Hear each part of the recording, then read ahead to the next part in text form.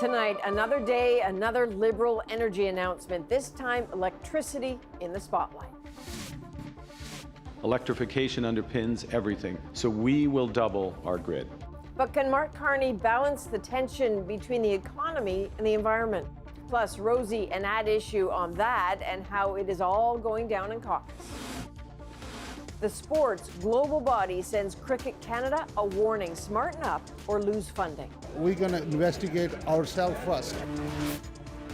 And astronauts reflecting on their time in deep space, bring it all back home. So your mom had something else to say. She wanted us to give you something. And the instructions are very clear. Did she know I'm going to see her tomorrow? We're hanging with the crew of Artemis II. From CBC News, this is The National with Chief Correspondent Adrienne Arsenault in Montreal. Thank you for joining us. We are in Montreal, a city definitely having a moment right now, gripped by the chase for 2 hockey cups.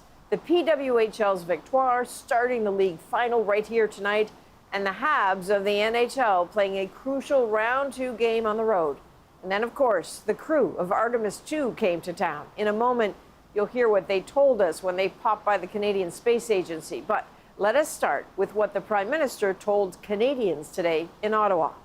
Mark Carney announced a plan to power up Canada's electricity grid, doubling capacity by 2050 by helping provinces finance a major effort to generate more and connect more across provincial borders.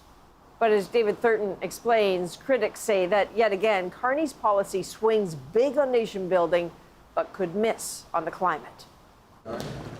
Mark Carney rolling out what his government billed as a clean energy announcement. Electrification underpins everything: our emissions, our environment, our economy. A new national electricity policy with an ambitious goal. As our industries expand, our economy grows, AI accelerates, electricity demand in Canada is expected to double by 2050. So we will double our grid.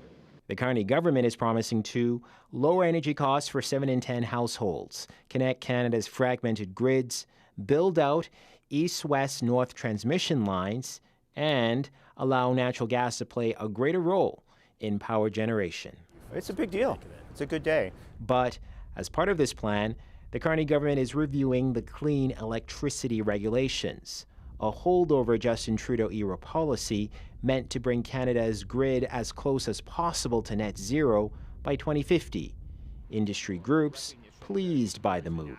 The clean electricity regulations, as they were passed in the last government, were too prescriptive. What we saw today was a willingness from the government to reconsider those. Conservatives say Carney is still recycling Trudeau's ideas, like his investment tax credits. He re-announced the same electricity plan that the Liberals have used over the last decade. With the announcement of a potential oil pipeline imminent, environmentalists call Carney's recent moves an assault on Canada's climate commitments. It is deeply cynical to announce some good news on electricity on one day, while planning to announce bad news on dismantling climate policies and advancing new pipelines the very next day. The Prime Minister confirms he and the Alberta Premier will implement an agreement Friday altering industrial carbon pricing and advancing a potential pipeline. And David, on that pipeline, there is still the issue, of course, of who builds it. Adrienne, Carney was careful to say that he and Daniel Smith are advancing, not concluding a potential project. The pipeline still doesn't have a proponent attached, and it does have preconditions, including proceeding with a carbon capture project called Pathways. As Carney said, no pathways, no project. All right, thank you. That is David Thurton in Ottawa. So the ad issue panel will be all over Ottawa's Powering Canada Strong strategy, from the politics to the pitfalls. That is coming up in about 25 minutes. Citing poor market conditions and reeling from the first full-year loss in its history, Honda has shelved plans for a $15 billion electric vehicle plant in Ontario. It's a disappointing decision. It's a decision about additional jobs, not current jobs. The automaker had already pressed pause on the complex last May. If it had proceeded, it could have created about 1,000 manufacturing jobs by 2028. Well, the United States is about to hit Canadian mushroom growers with import duties. CBC News has learned Canadian fresh mushrooms will face countervailing tariffs of between 1.6 and 5%. U.S. officials say Canadian mushrooms are unfairly subsidized. Canadian growers say tax exemptions are common, including in the U.S. Canada's mushroom industry generates over $700 million annually. The U.S. is its primary export market. Well, in Beijing, the presidents of the United States and China toasted their country's special relationship. But behind closed doors of their summit, there are tensions on trade, Iran, and Taiwan. And Lisa Xing shows us on that last issue, Beijing clearly wants something. An extravagant welcome for the U.S. president, just the way he likes it. This honor, part of a carefully choreographed summit by Beijing as Donald Trump and Chinese President Xi Jinping try to find common ground. We've had a fantastic relationship. We've gotten along. When there were difficulties, we worked it out. While Trump and his entourage of top U.S. corporate CEOs only had praise, Xi took a different tack at the state dinner. China-U.S. relations are the most important bilateral relationship in the world and must not be messed up, he said. Though no deals have been inked yet, the White House says China wants to buy more U.S. oil. And in a Fox News interview on President Xi, He's going to order 200 jets. That's a big thing, Boeing's. 200 big ones. Taiwan observed it all warily, signaling with live fire drills its willingness to defend its independence, the island's status mentioned by China's foreign ministry in stark terms. Taiwan is the most important issue in China-U.S. relations, said this spokesperson. If not handled properly, the entire relationship could be in great jeopardy. U.S. official policy is that Taiwan is part of China, but unofficially, it maintains close relations with Taipei and supplies it with weapons. That apparently won't change. Any forced change in the status quo and the situation that's there now would be bad for both countries. Trump, however, has yet to sign a $14 billion arms deal package for Taiwan, and that could be a way to appease Beijing, says this analyst. I think China's sending a message. You ought to back off on some of those sales. Despite clashing over their respective Iran policies, the two leaders did agree on 2 points. The Strait of Hormuz should remain open, and Tehran should never have a nuclear weapon. Lisa Xing, CBC News, Toronto. For a third straight day, Russia launched hundreds of strikes on Ukraine, what a Ukrainian official called the largest series of attacks since the full-scale invasion began. Ukrainian officials say Russia launched more than 1,500 drones and dozens of missiles, most intercepted, some hitting with devastating results. An apartment tower in Kyiv completely destroyed. Everything was burning, says this survivor. People were screaming, people were shouting, it was on fire. Many are still missing. At least 9 bodies were found, including that of a 12-year-old girl. The attacks come after a 3-day ceasefire touted by Donald Trump. We have a little period of time where they're not going to be killing people. That's very good. The Russian president suggesting the conflict could be coming to an end, and then the truce expired. The ceasefire was a bluff, says Kyiv's mayor, adding, "We've seen Putin's statements before. They cannot be trusted. The war continues, and it's treacherous." Back here in Canada, scientists are warning that a developing El Niño might turn out to be a rare super El Niño. Caroline Bargu looks at what that might bring us in the months ahead. The world is in for an El Niño event, driven by warmer than average waters in the Pacific Ocean. This year, that global weather pattern could be more severe than normal, something meteorologists call a super El Niño. We are saying that the El Niño is likely to happen, and this event will be strong. That means some countries will see severe flooding, while others will be hit with hotter heat waves and even drier droughts. El Niños happen every 2 to 7 years. In Canada, that will likely mean above average winter temperatures. In British Columbia, areas like this lake in the interior are already under special management due to low snowpack and persistent dry conditions. A super El Niño would be the first in a decade, and a new report has a warning about forests in Canada, the US, Australia, and the Amazon. The likelihood of harmful extreme fires potentially could be the highest we've seen in recent history if a strong El Niño does develop. There has already been a record-breaking start to the global fire season. More than 150 million hectares burned worldwide between January and April. But experts say El Niño is not the reason to freak out. El Niño is a natural phenomenon. It comes and goes. Climate change, on the contrast, gets worse and worse and worse as long as we do not stop burning fossil fuels. Scientists say adding El Niño on top of an already warming world will likely result in 2027 being a record-breaking year, and maybe even 2026 too. It is now no longer possible to just say, oh, you know, this is just something that the scientists worry about. It doesn't affect normal people. It's affecting normal people, and it's affecting them all over the world. The El Niño is forecasted to develop in the summer and intensify late fall. Whether it will turn into a super El Niño is yet to be seen. Caroline Bargout, CBC News, Vancouver. Health officials are reaching out to 26 Canadians who shared flights with someone confirmed to have been infected with hantavirus. We're taking a precautionary approach, and we have deemed them to be minimal or low risk as opposed to no risk. Local health officials are now working to contact and monitor them for symptoms. At this point, federal officials are not requiring them to self-isolate. Ontario says it is cracking down on ticket scalpers and resale websites, launching an enforcement blitz as it moves to ban the resale of event tickets above face value. Nisha Patel shows us who might be in the hot seat. Pop superstar Bruno Mars takes the stage in Toronto next week, and tickets are steep.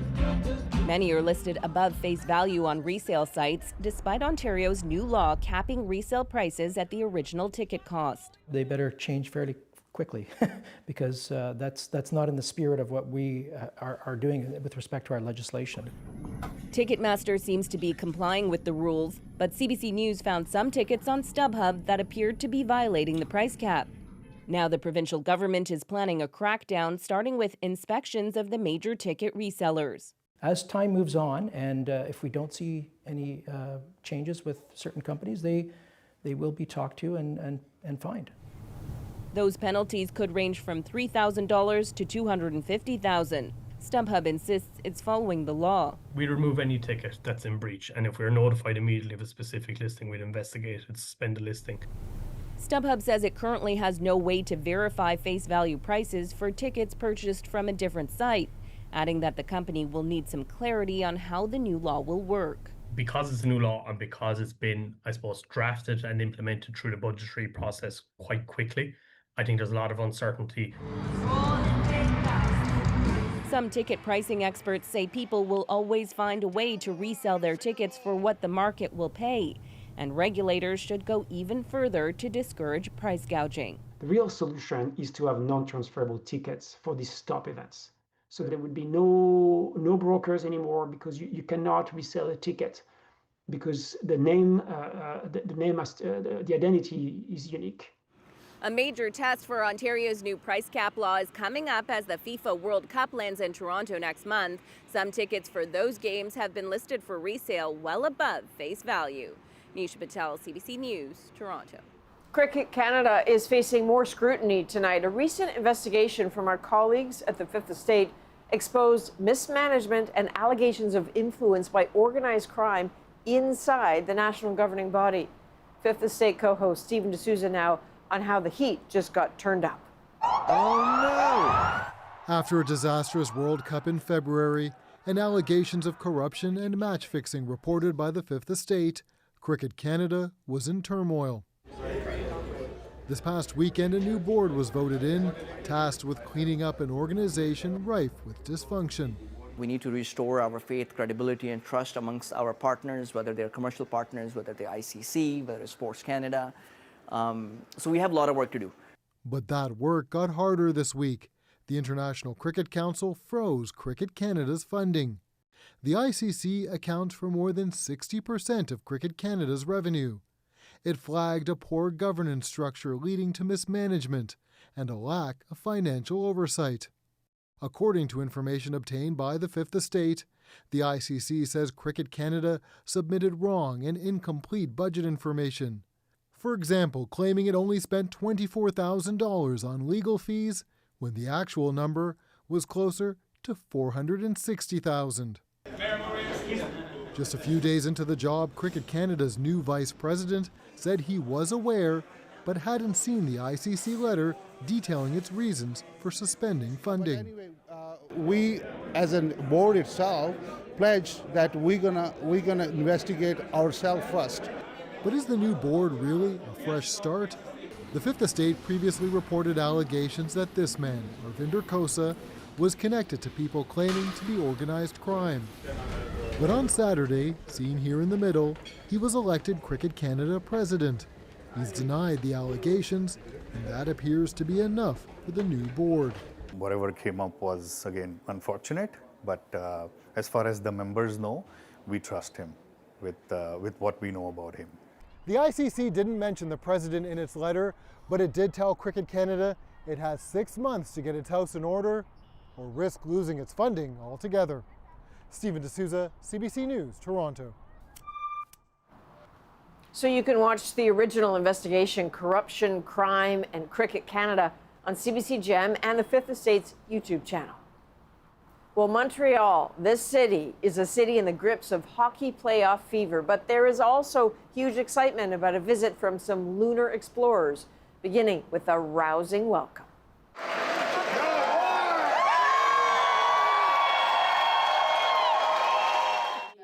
What they heard from the Artemis II astronauts next.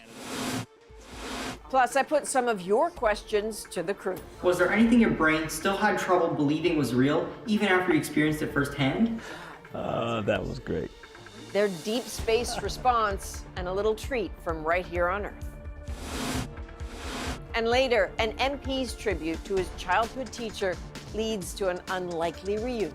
I would like to start this morning by thanking my grade 2 social studies teacher. Her inspiration from the classroom to the House of Commons. We're back in 2.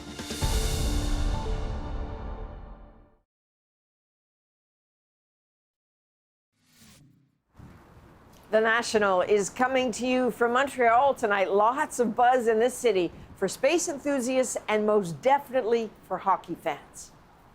And all those fans are overjoyed. First, the Canadiens beat the Buffalo Sabres 6-3 in Buffalo. Davidoff again, fires, scores!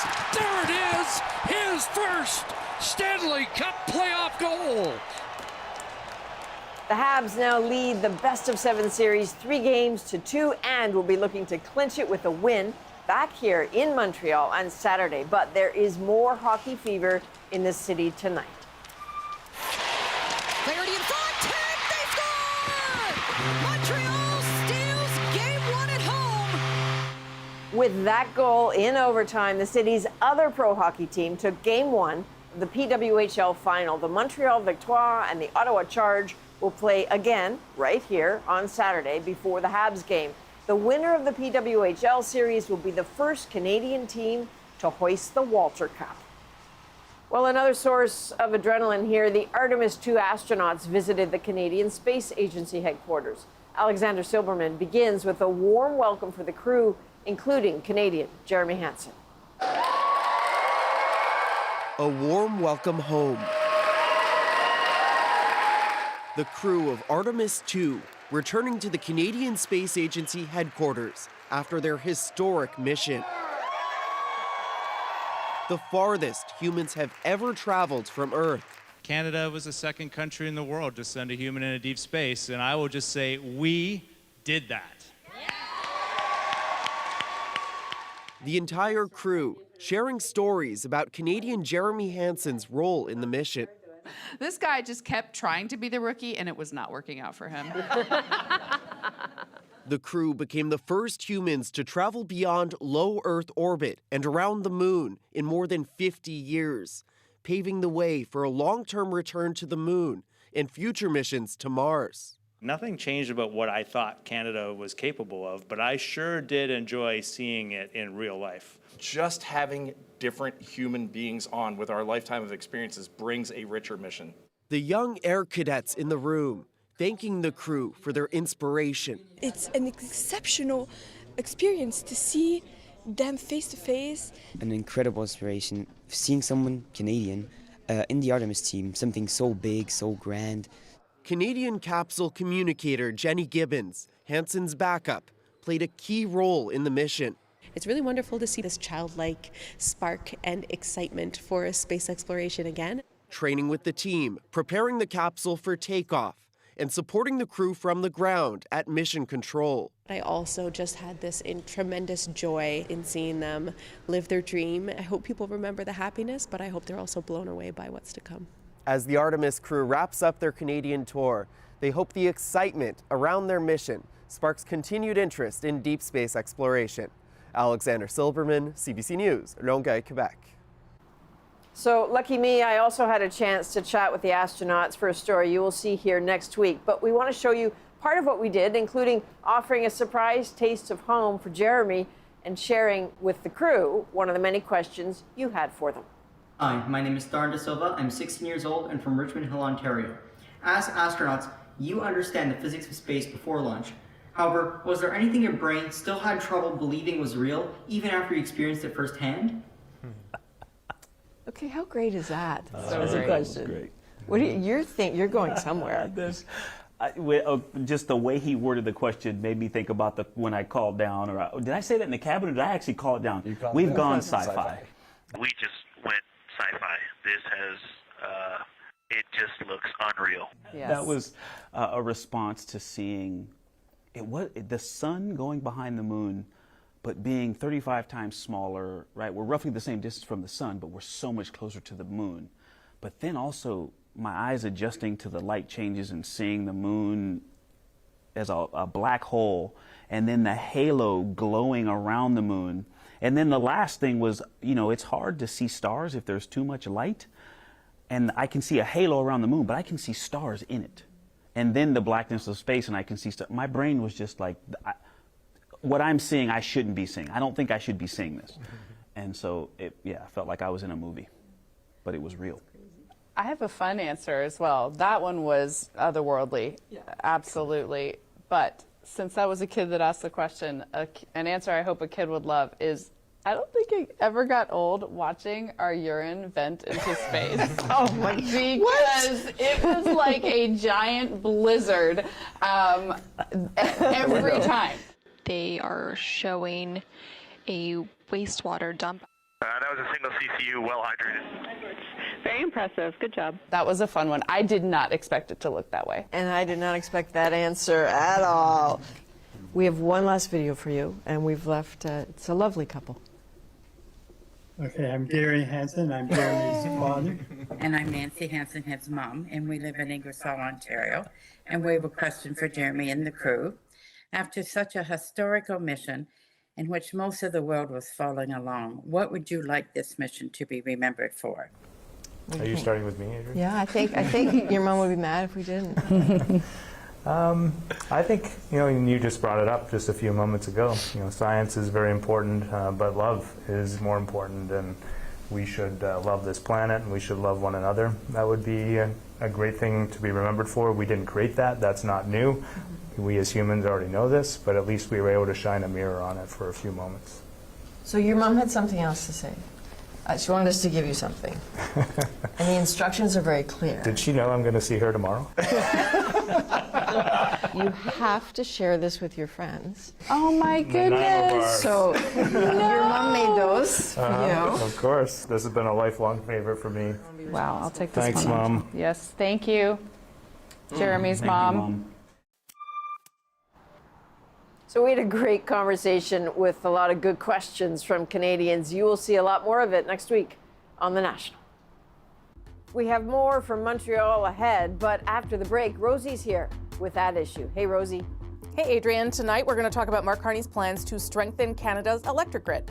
Canada will double its electricity generation over the course of the next 2 decades.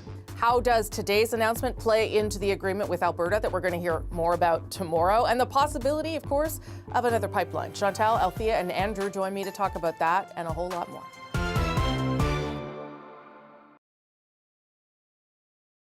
At issue tonight, Mark Carney's balancing act, fighting climate change while pushing energy development, including a plan laid out today to double Canada's electricity generation. Canada will double its electricity generation over the course of the next 2 decades.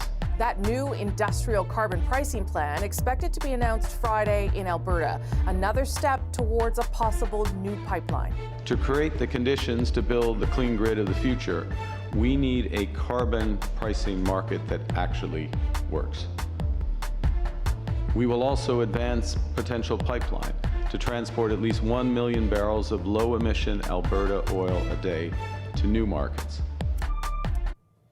So how might these measures enhance the Prime Minister's energy ambitions? How do they fit with last week's changes to project approvals? How do they fit with the overall agenda on climate change and fighting climate change? I'm Rosemary Barton, here to break it all down. Chantal Hébert, Andrew Coyne, Althea Raj. There's a lot to talk about, so I will not talk much and get your perspectives on all of this. What did you make of how this piece today, Chantal, fits into what you understand to be the government's climate goals and energy development goals? Do tell. Thank you. I understand that fighting climate change is not necessarily the government's priority, and I'm not even sure that they're trying to find a way to balance fighting climate change, at least in the near future, with economic growth. And I think what we saw on Friday, relaxed rules for project approval. What we saw today, relaxed rules on clean electricity regulations, and what we will see tomorrow, it all fits in that picture. And what does that picture say? I don't think it's just pipeline driven, although there's a lot of focus on pipelines. I think it's mostly economic growth falling back on what Canada's strengths used to be and still are, and natural resources. But as for the advancing the climate agenda, seriously, this is a methodical dismantling of the climate, but not just the climate, the environmental protection framework. And we'll talk more about what the political fallout of that might be. But Andrew, your perspective on how you make sense of what the Carney government's putting in the window here? I wouldn't put in quite as stark terms as Chantal, but I certainly, there's certainly been a shift. I think there's still a balance to be struck, but they're changing the balance. Sure. And you could argue in their defense that we're in a very different world than we were in 5 or 10 years ago. And governing is always triage. You're always dealing with multiple crises at the same time, and you have to decide which is the most, the most absolutely urgent priority at this particular moment. Yeah. You could make an argument that in the face of our security needs, in the face of our economic needs, particularly given the attack basically we're under from the President of the United States, that economic resilience and economic interconnectedness is also important, is very much the priority at this point, certainly of this government. I think there's some political reasons which we can get into later as well for this, but there's no doubt that at the end of this, we will not be hitting our 2030 targets. We're hardly alone in that. Much of the democratic world is not going to hit its 2030 targets. That doesn't make it any better for us, but it doesn't mean that we're a loner on this either. So the Prime Minister does say that net zero is still in the window, but you're quite right that he doesn't say the targets for 2030 quite the same way they were before. Althea. It's no longer a question of 2030 or 2035. I think we were having that discussion last fall. I think net zero by 2050 is actually in question. And the reason I kind of laughed at the way you framed the question to Chantal is because it's really not actually clear what the government's vision and direction is. On the one hand, they have made some really ambitious announcement. The nature announcement, I think it was back in March, billions of dollars to protect Canada's land and oceans.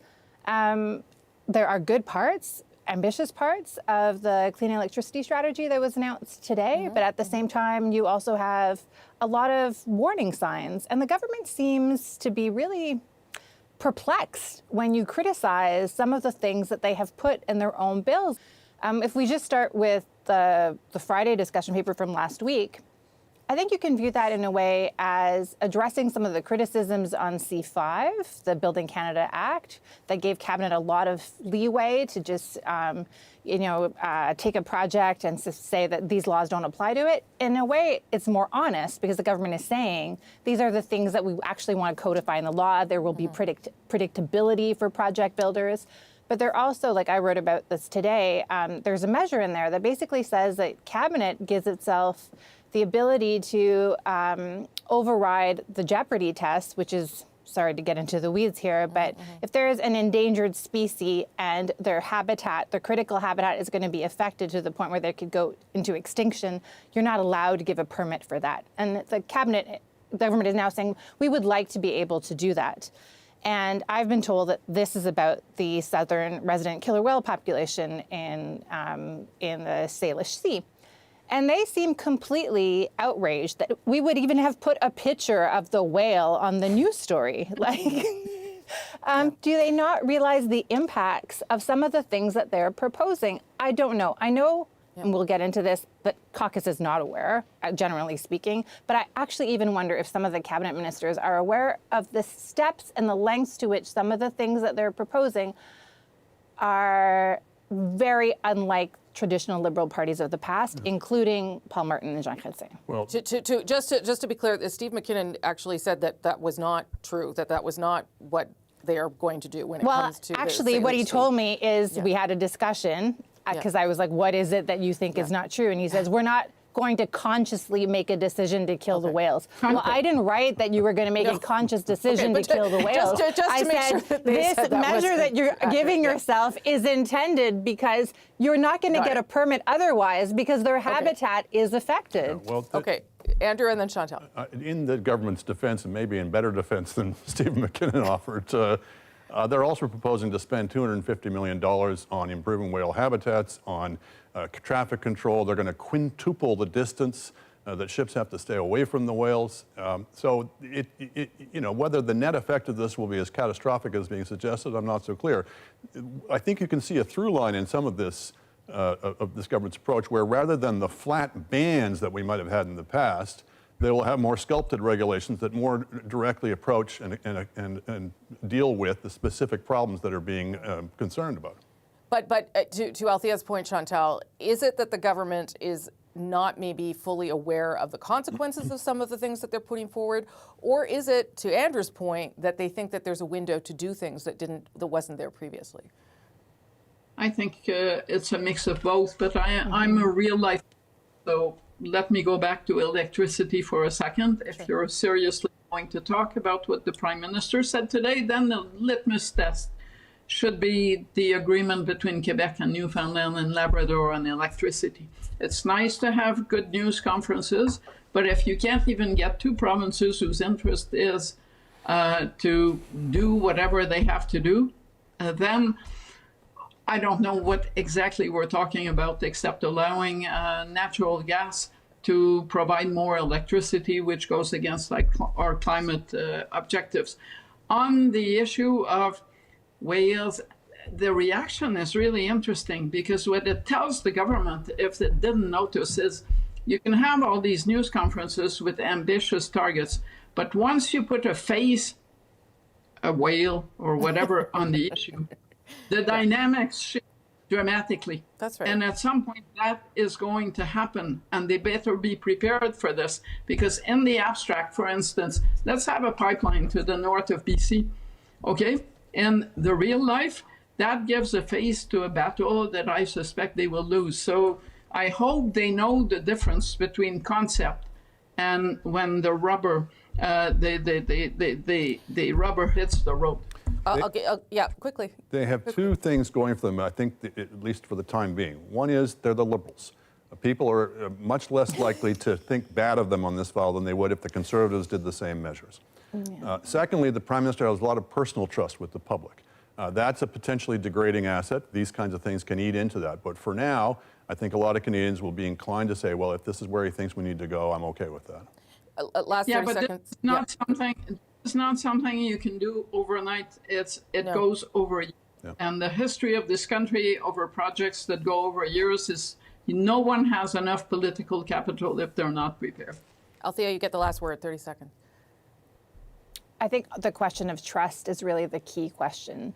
And I think so much about politics these days is about trust. And I think some of the decisions that the Prime Minister has made so far speak to that trust, because people are surprised by what they thought he stood for and what he's putting in the window, whether that's floating the idea of privatizing ports and airports, or, potentially making it easier or to affect the critical habitat of an endangered whale. That speaks to an image that people did not have about Mark Carney. And I think that is the danger in the moves that he is making, because they're catching people by surprise. Okay, that sort of leads us to the next part of this conversation, so thank you for that. We'll leave it here. When we come back, we'll look at how all of this might play out inside the Liberal caucus and beyond. We need to take the same pragmatic approach of partnership across the country to build new hydro, new nuclear, renewable power, all at scale, together. So the PM says it's a pragmatic approach to development. Is that pragmatism going to be appreciated inside his own caucus? That's next.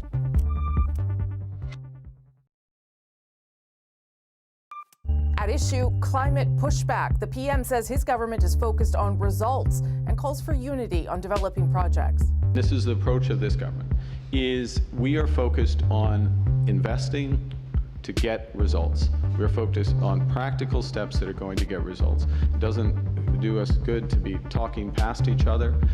What it does do us good is to come together, specific projects. In the end, these aren't words on a page. So what are the political risks and fallout from some of these proposals and changes? Is or will his caucus be united behind them? Let's bring everyone back. Chantal, Andrew, and Althea. Probably the answer is no. The caucus won't be united. But one of the things the Prime Minister says to explain some of this is that word he uses, pragmatism, right? Getting things done as opposed to putting forward goals that don't get achieved. And then, of course, the other context that he also talked about a bit today is Alberta separatism. So, Andrew, I'll get you to weigh in on first on whether this is potentially super difficult for him to manage inside his own caucus and then beyond. I wouldn't say super difficult. There will definitely be complaints. We're hearing complaints, mostly off the record, from Liberal MPs already. But there's a reason why they're 15 points ahead of the Conservatives, why they're in government, and the reason is Mark Carney. And they are not going to be overly exercised, at least in public, about trying to cause trouble for that. Now, he has a very narrow majority, but not as narrow as some people have been letting on. He can still lose 3 seats and still have a majority, because right now they're at 174, 169. And even if you did fall into minority, it's not the end of the world. So I don't think the capacity to make trouble is as great as being made out, but we shall see. I think there's, as you suggested, also a regional dimension to this, which is, I think all these different announcements all fit together with the MOU announcement. And I think it's to stamp certainly on Albertans' minds, that this is a government that's very different from the previous government, that when they say they want to build a pipeline, they mean it. It's not just for show. He has the advantage that there will be a gap in time between any Alberta referendum and any Quebec referendum. And if there would be time for the Liberals to pivot back towards the greener side of the spectrum before then, and they're not above that degree of flexibility. Chantal, you wanted in there. I watched an editorial cartoon in La Presse this week, which I thought was more dangerous to Mark Carney than just about anything we're saying. And it showed Stephen Guilbeault watching Mark Carney pull a paper bag off his head, and there was Stephen Harper. And I think that does reflect on ease, and he is a prime minister who owes that majority to, in large part, but not exclusively, to Quebec. I find it hard to believe that all those Liberals who said they were willing to fight for their lives to put a tax on pollution are all suddenly comfortable, and only one of them is uncomfortable enough to possibly leave caucus. But if that's the case, I guess that's very liberal of them. The elasticity is always amazing. You're talking about Stephen Guilbeault, though, as the person who maybe will see part of this as a red line for sure. At some point, that's probably going to happen. And I live in this riding. I'm not sure that the Liberals keep it. I'm not sure they lose it, but it's a toss-up. Okay, Althea, you on that issue about caucus, within the context of Alberta separation and national unity. I think the bigger debate, honestly, within caucus at the moment is on the climate stuff. And I think Andrew is right. I think there is a division. I would say it's really not just a Quebec, but also a BC split. There are handfuls of MPs, and more than that actually, who are quite concerned with the environment and nature and the direction that the Prime Minister is going in.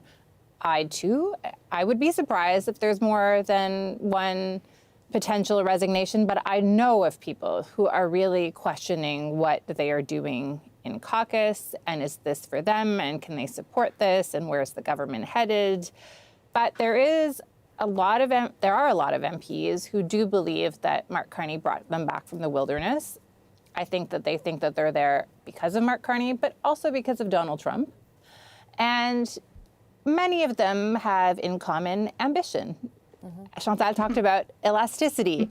You know, even if they disagree, they would love to be around that big cabinet table. I think part of the problem, frankly, is that the government is not consulting. It's not really even using cabinet as a fulsome discussion chamber, and it's dumping things on MPs. Maybe it's because they're worried about leaks. I think that there is a way to probably bring more people on side, but so far they have chosen not to do that. That is too. Those are discussion papers. The one on Friday and the one today. Whether they listen to what they get back, I don't know. Last word to you, Andrew. They're right now 18 points ahead in Quebec, so they've got some room to play a little bit. They're at 35% in Alberta, which is historically high for Liberals, and that's before they've cemented this MOU deal. There are winds blowing here that are great opportunities for the Liberals if they're prepared to take the risks on it, and we'll see if it pays off. But if I were a Liberal, I'd be looking at a potential realignment of historic proportions here. Okay, we'll leave it there. Thank you all. That's at issue on the National. We're going to continue this conversation, talk more about what we were alluding to there. That's Alberta's separatism and the petition that was quashed on Wednesday by the courts, and how the Alberta government is planning to respond. Now, back to Adrienne. She is in Montreal. Thanks, Rosie. And we have a little something on the lighter side of politics now. A member of parliament paying tribute to a role model. I would like to start this morning by thanking my grade 2 social studies teacher, Mrs. Rose Klein. Their reunion 40 years later in our moment.